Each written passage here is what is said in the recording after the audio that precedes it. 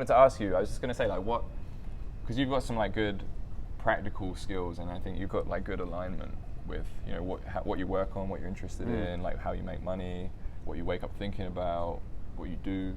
Yeah.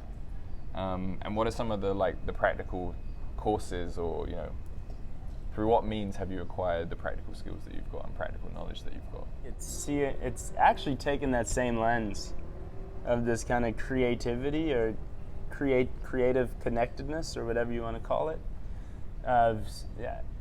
but taking that approach to education, right, and taking that approach to skill building. You know, I chose different jobs and stuff based on me looking at what I can learn from it, right, and almost looking at it as, okay, I'm getting paid to learn. You know, and every job that I've left, the reason was because that learning curve wasn't satisfying what I wanted anymore.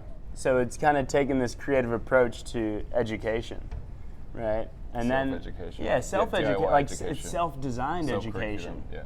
It's like it's just a strategy to self-educate. You know, and it's like, if you know the things that you want to learn, or at least know the things that you're interested in, it's looking at, okay, school is not, I think people too much equate like school and education, right? But education is not the school, right? Education can be found throughout, you know? So you can actually self-design your own, and you know best, right? Like, you can self-design your own ways of learning and your own ways of receiving education. So I think that's how I gained the practical skills, to answer your question. Cool. It's just like looking at jobs as paid ways to learn, right? And choosing it based on that. Or with Le Wagon, it was like, you know, finding the world's best coding boot camp and doing that, you know, doubling down on that. Yeah, or like the permaculture course, right? It's kind of just figuring out, it's just following the interests. You know, it's just following the interests, and also having a little bit of foresight of saying, okay, what, you know, like equipping myself with future-ready skills, right, based on the movements of, you know, macro movements, right? It's like, what are the practical skills that A, I'm very interested in, but also B, are very useful in terms of just creating that freedom, right? Allowing me different avenues to create and different avenues to design. But yeah, it's just self-education. That's the answer. And self-designed education. Yeah, cool. So you've done like Le Wagon, you've done Ragtime Chat. Right. Have you done anything else? Have I done anything else? I mean, yeah, but less formal. I think Le Wagon was the first thing that I was like, yeah, I'm going to pay $6,000 to invest in myself to learn this.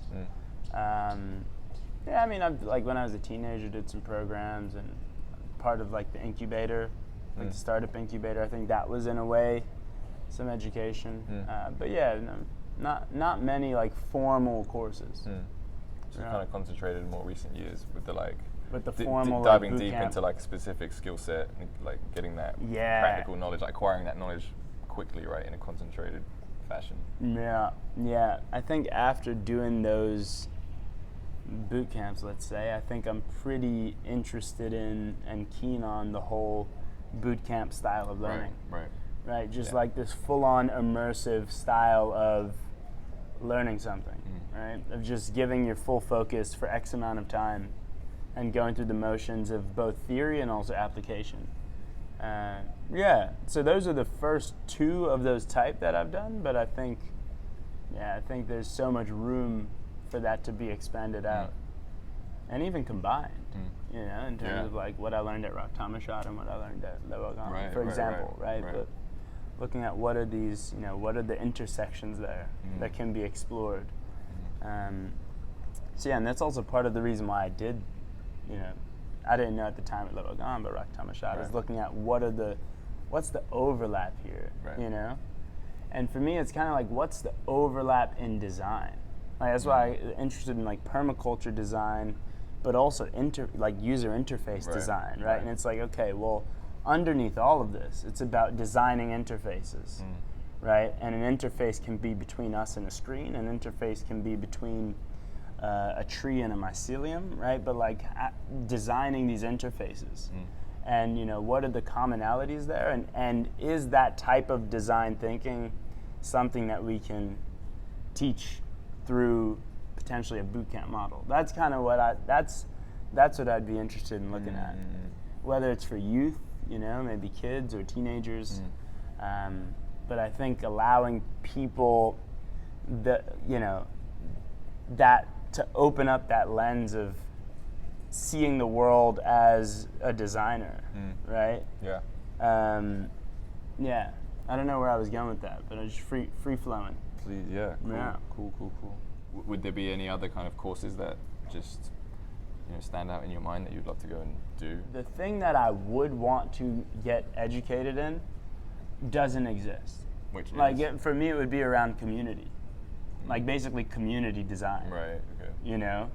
Of human settlements, which I guess is a blend of anthropology and sociology and ecology, and it's like, how do we community literacy, and what is that, right? And what is community? What forms it, and how can we reform it, right?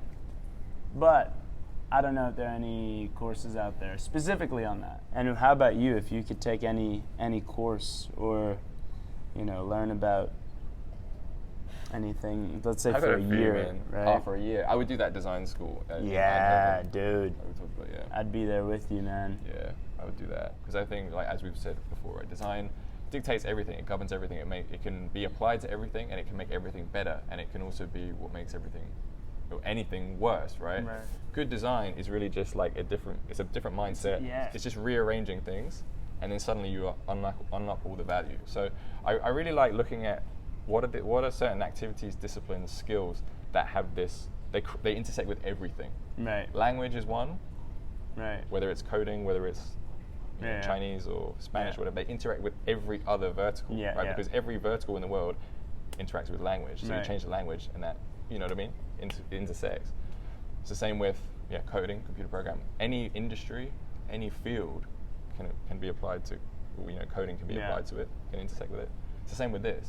It's like another language. Yeah, for sure. I think it's more of a mindset thing, as actually seeing the world through design, right? And which also goes back to seeing things as malleable, right? Like seeing things as once you start seeing things as design, right? Once you start seeing this villa as something that was designed for us to live in, right? It's like, well, how can this be better?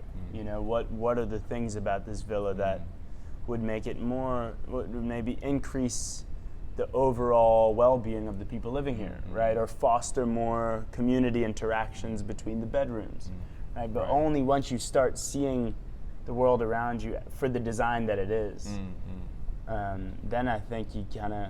But yeah, there's obviously the principle and the theory, but then the execution. Yeah. But yeah, in a sense, I think everyone can.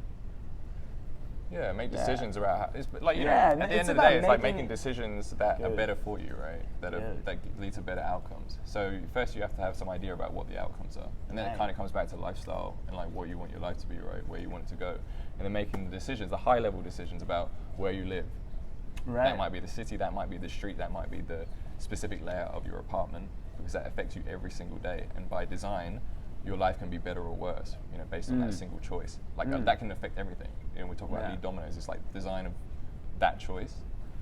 What job you're doing, the people you spend time with. They're all actually design choices, right? Yeah, for sure. And if you don't make them, if you see the world as fixed, and you just take whatever it gives you, you often end up, pretty not so satisfied, right, with where you live, with the people you spend time with. You might not realize it. But if you're living again with that like anxiety or that you don't have the peace in the heart, you can start looking at how is your life designed, right? Yeah, exactly. From a big viewpoint, broad viewpoint. So yeah, lifestyle design is cool. Exactly. Community design. I think it's really like even if you look up the dictionary definition of design, which is like the definition of design. I forget the exact words. But really, I think if you even look up that textbook definition, it's really just about being intentional. Like design is just being intentional about a thing. Yeah, about a thing, about an outcome, about a question, about an objective. Right. You know, it's being intentional about addressing that with intention. Yeah, and that's significant because a lot of people, I think design has existing connotations. You know, like people who basically never come across design in their everyday life and they never think the word design. Design to them is like this kind of airy-fairy, like artsy, like slightly indulgent, or very visual, aesthetic, abstract, like and kind of fluffy, and actually doesn't contribute anything. Yeah. And that was definitely part of the mindset that that stopped me ever really considering doing anything design related, you know, in school. Right. You know, from a young age, it was like, no, you got to chase the more like, you know, like go for the cerebral route, the money route, right? And I think switching up that viewpoint is important because designers, as you say, it's about being more intentional and achieving better outcomes, and that can be applied to every single thing. Yeah. And so if you're looking at anything in your life, or you know, on a daily basis, or on a kind of more like high level structural basis, you know, you could say like these bad outcomes, how I'm feeling every day, this environment that's not good for my health or whatever. It's all product of bad design, basically, right? Yeah. Design is not just this fluffy bullshit. It's not about making something look nice, right? Right. Like you always say, it's design first and foremost. It's functional. It's about function, right? Exactly. And this is why even in, you know, when I was first writing about New Roots, I was like, well, what do I call this? You know, like if I had to, like, what is it? And then what came out on paper was just a social design project. I didn't know what else. I was like, how else do I? Because really, it's about having that, you know, that intention toward the things that govern us, right? And taking that intention to at the root level, and saying, how can we re-examine some of these things, you know? But yeah, in the end, it's really a design project, right? Everything is. Yeah, everything is. Everything. Whether you realize it, you probably don't realize it, but everything is, right? Yeah, no, for sure.